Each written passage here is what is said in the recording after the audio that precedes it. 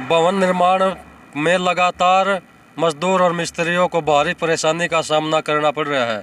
जब से बीजेपी की सरकार आई है तब से भवन निर्माण के मजदूर तथा कारीगर दफ्तरों के धक्के खाने पर मजबूर है और सुविधा के नाम पर इनको कुछ नहीं मिल रहा है। इसी को लेकर कल और परसों 2 दिन की देशव्यापी हड़ताल पर भवन निर्माण के मजदूर कारीगर जा रहे हैं। क्या कुछ इनकी मांगे हैं और क्यों ये हड़ताल कर रहे हैं और आगे क्या कुछ कार्यक्रम है, हम भवन निर्माण कामगार यूनियन के जिला सचिव कॉमरेड कपूर सिंह से ये जानने की कोशिश करेंगे।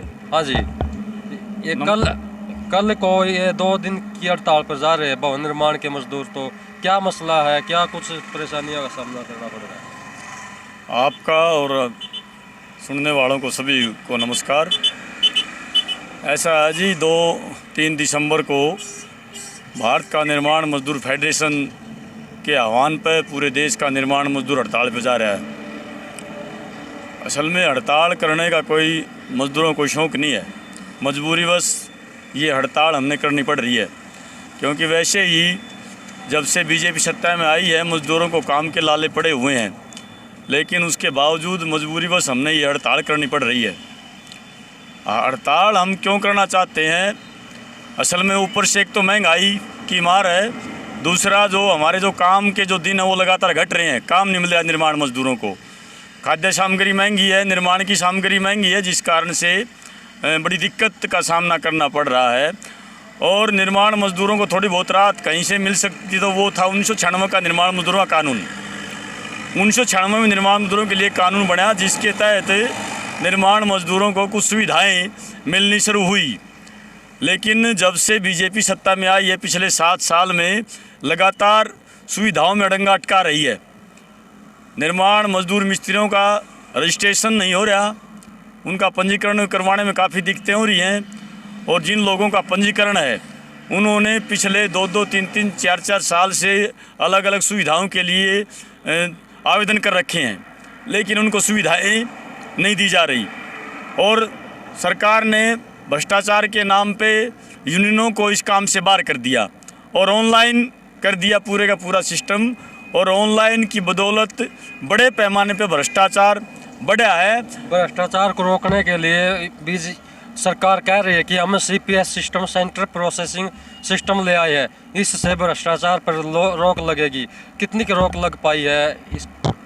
ऐसा है, ये सरकार जो भ्रष्टाचार रोकने के नाम पे सेंट्रल प्रोसेसिंग सिस्टम लेके आई है। हमें भी लगता था कि शायद कुछ हद तक भ्रष्टाचार पर रोक लगेगी, लेकिन नहीं, ये और ज़्यादा भ्रष्टाचार इसके आने से, पहले ऑनलाइन के आने से भ्रष्टाचार बढ़ा, अब ये जो सिस्टम सरकार लेके आई है इससे और ज़्यादा बड़े पैमाने पे भ्रष्टाचार बढ़ा है।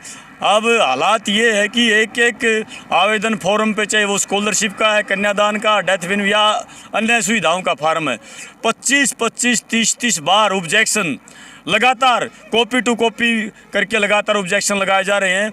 वर्कर वो ऑब्जेक्शन उठवाता, बार बार CHC सेंटरों पे जाता है, CHC सेंटरों पे जाता है, वहाँ पे उनकी बार बार लुटाई हो रही है। हर कोई कभी 50 रुपये, कभी 100 रुपये। और कई CHC सेंटर तो भ्रष्टाचार के अड्डा बने हुए हैं। वो मजदूरों को कहते हैं कि मैं तेरे को कन्यादान दिलवा दूंगा, फलानी चीज़ दिलवा दूंगा, 2000 लगेंगे, 5000 लगेंगे, 10% लगेंगे, 50% लगेंगे। ये बड़ी दिक्कत है। और ऊपर से ये जो फैमिली ID का जो मसला आया है, अब हालात ये है कि फैमिली ID में किसी का एग्रीकल्चर लिख दिया सरकार ने, किसी का कुछ लिख दिया, किसी का कुछ लिख दिया। अगर फैमिली ID में कंस्ट्रक्शन वर्कर नहीं लिखा हुआ है तो उसको ये भी एक दिक्कत आ रही है। इसलिए मजबूरीवश निर्माण को मजदूरों को 2-3 दिसंबर को हड़ताल पे जाना पड़ रहा है। और हम इस हड़ताल के माध्यम से सरकार से ये मांग करते हैं, असल में जो अभी सरकार जो 4 लेबर कोड लेके आई है, वो 4 लेबर कोड मजदूरों को गुलाम बनाने वाले कोड हैं। और उन्हीं में समावित है ये 1996 का जो निर्माण मजदूरों का कानून था। अगर वो कोड देश में रूबरू लागू होते हैं तो निर्माण मजदूरों को जो सुविधाएं जो मिलनी शुरू हुई थी ये एकदम से बंद हो जाएंगी, उनको मिलनी अभी भी काफ़ी बंदिश लगी हुई है। इसलिए हम 2-3 दिसंबर को हड़ताल पे जा रहे हैं।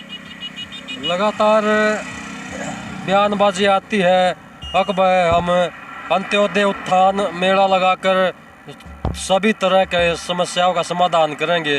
निर्माण के मजदूर भी वहाँ पर जा रहे हैं, जिनके ऑब्जेक्शन लगे हुए हैं, कन्यादान के भर रखे हैं।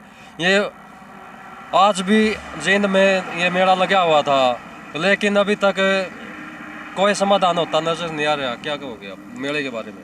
ऐसा जी, ये इस तरह के जो तमाशे सरकार द्वारा किए जा रहे हैं, लोग अपनी दिहाड़ियाँ तोड़ के, अपने काम छोड़ के वो आ रहे हैं, क्योंकि लोग संकट में हैं। चाहते हैं कि यहाँ से नहीं तो कोई यहाँ से कुछ सुविधाएं मिल जाए, कुछ राहत मिल जाए, लेकिन बड़े पैमाने पे लूट के सिवाय कुछ हासिल लोगों को नहीं हो रहा। हालात तो ये है कि ये जो मेले जो लगा रहे हैं लोगों को सुविधाएं देने के नाम पे, पिछले 7 साल में ऐसे गरीब लोगों के 7,000 से ऊपर जींद में मकान पास हो रहे हैं। एक भी ईंट के लिए पैसा नहीं लोगों को मिला। और जब वो बैंकों में जाते हैं तरह तरह के ऑब्जेक्शन, गारंटर तक मांगे जाते हैं लोगों से कहाँ से पूर्ति करेंगे।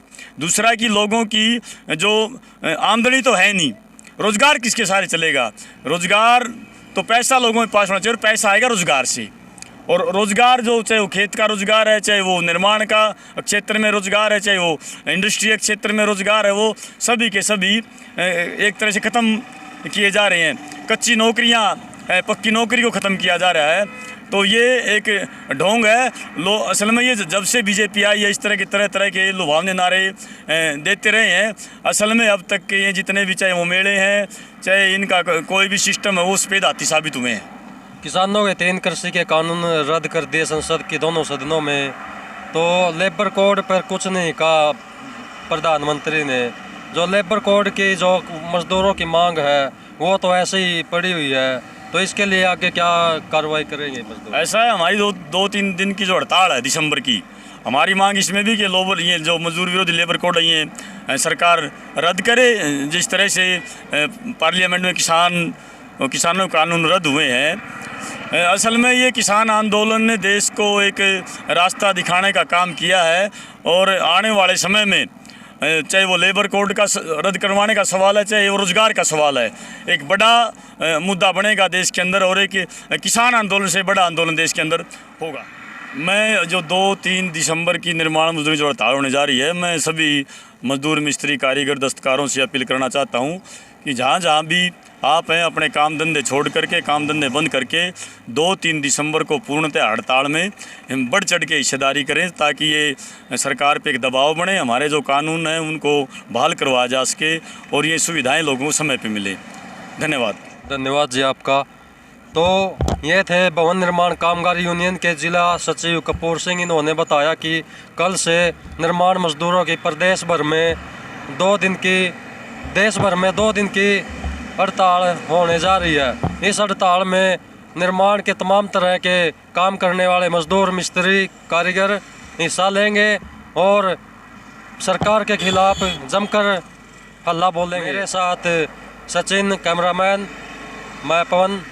धन्यवाद।